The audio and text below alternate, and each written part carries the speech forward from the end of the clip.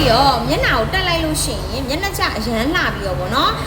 စိုက်ဆုံရှိမယ်ပေါ်ပါတယ်ဒီလိုကော်ခိုင်းလေးတွေပြမယ်ဒီကောင်လေးဆိုရင်အနက်လေးပေါ့နော်ဒါလေးဆိုရင်သူကအစိမ်းလေးပါစိုက်ကလေးတွေနည်းနည်းလေးကွဲမယ်ဒီကောင်လေးကသူကမျက်နှာနည်းနည်းလေးရှည်မဲ့လူလေးတွေဆိုလိုက်ပါတယ်ရှင်ဝိုင်းလေးတွေပေါ့နော်ဒီကောင်လေးကတော့မျက်နှာနည်းနည်းဝိုင်းတဲ့လူလေးတွေဆိုရင်ဒီကောင်လေးလိုက်တယ်သူကတော့အညူရောင်လေးပါသူကပြီးတော့ကြောက်ကြောခိုင်းဒီဇိုင်းလေးပေါ့နော်သူကအဲ့တော့ branded sandalman တိတာတဲ့ခိုင်းပုံစံလေးက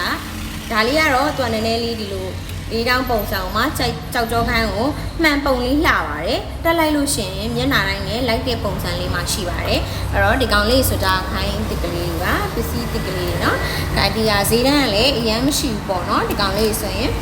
ခိုင်းလေးတွေက9000ကျော်အဲ့လောက်နဲ့မှန်တဲ့အပီးစီးဆိုရင်ခိုင်းနဲ့မှန်တဲ့အပီးစီး9000 8000လောက်ဆိုရင်ဒီခိုင်းလေးတွေရပါတယ်ရှင်အရင် limit မှာအောင်ကျော်ဆိုင်မှာရောမြင့်ငယ်ဆိုင်မှာရောလာရောက်ပြီးတော့ကြည့်ရှုလို့ရပါတယ်ရှင်ကျေးဇူးတင်ပါတယ်